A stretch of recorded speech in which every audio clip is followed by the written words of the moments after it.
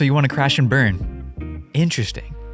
Let's unpack that. Wait. Instead of unpacking all of that would be a lot. Let's talk about 5 things that we can avoid this year that will help us actually achieve our goals, because I think that's a more positive way to frame all of this, right? We want to achieve our goals this year, whether that's income, business, people we have impacted, any of those things. It's so important that we actually set things in front of us that we want to achieve throughout the year. Number 1, not starting on your goals at all. I think there's something about breaking the cycle of inactivity that really changes the way you look at things. I've said in past videos about how, like, if you just don't start, like, how do you plan on continuing? And a good example of this is I had a call this morning with someone and they were talking about how they wanted to do a shoot next year, like already thinking about 2026, and we're just starting 2025. And I was like, well, what do you need to do that now? They listed off a few barriers to the things, which some were valid and some I could just speak into and be like, yo, there's ways that we can get around that and make this happen sooner. I truly think that not starting is a mistake, and the biggest mistake you could make, because without the initial move, how can you say that you've done anything else? I've definitely had to get over this myself and just say that, like, yo, these style shoots that I promised you guys on Instagram that we're gonna do this year, I'm gonna do 2 of them. I can't guarantee you they're gonna be the best ones out there, but I know the first one will be good and the second one will be great.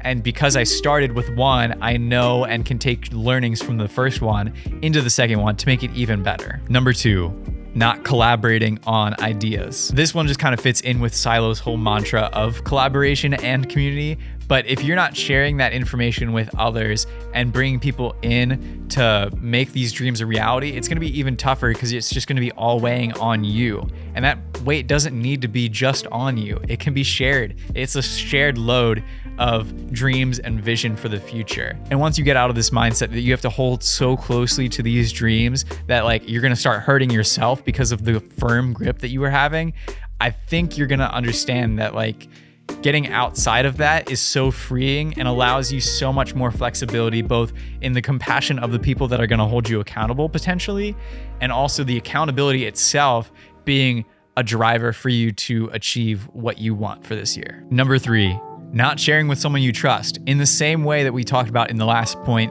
sharing that with other people will help you hold accountability. I think it's even greater if you're able to share that with the world or your following or whatever you have outside of just the close confidants that you think are safe, because I think the world will help you figure it out together. I think people will it's crazy. Like, you don't think that people will just come and be like, yeah, I'd love to help with whatever you're doing. But, like, so many times I've been like, I don't know what I'm doing in this way, but I want to head in this direction. Does anyone know what is the next step, or what can I do there?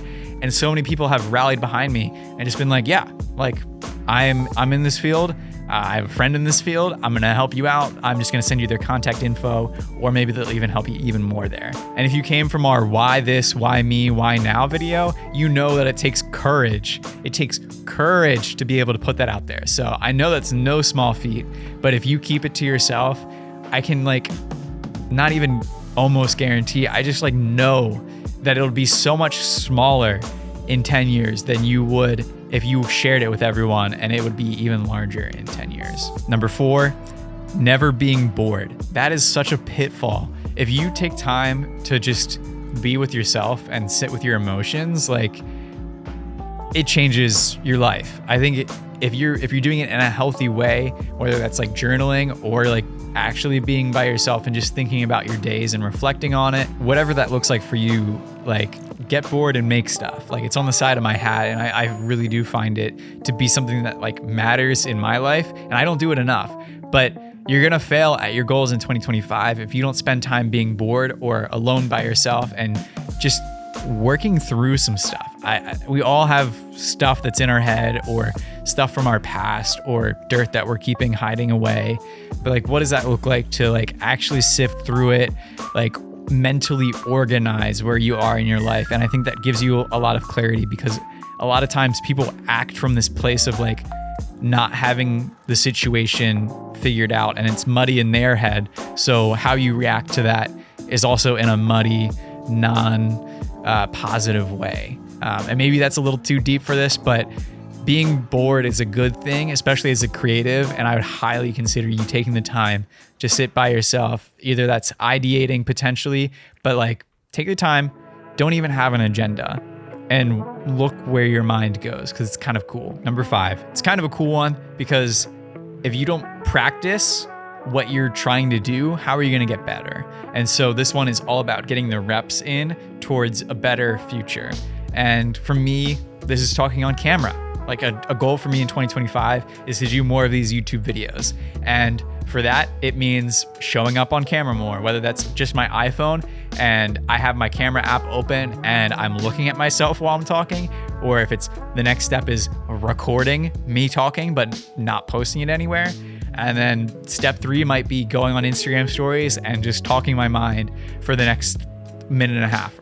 Those daily practices that you do, whether it's actually, putting yourself out there or just practicing, like soft practicing in your own room by yourself, whatever that looks like, is a huge step towards like getting what you want out of life. And so if I'm looking to close more sales in my photography and get more gigs this year, how am I going to do that? I have to go out there and make spec work. If I don't have work at the moment, I'm going to make work for myself and not only act like I'm working, but do what I'm trying to do in the future. Just doing that small thing to get started, whether that's washing the dishes or doing your laundry or getting out of bed, like that stuff will snowball into something way greater.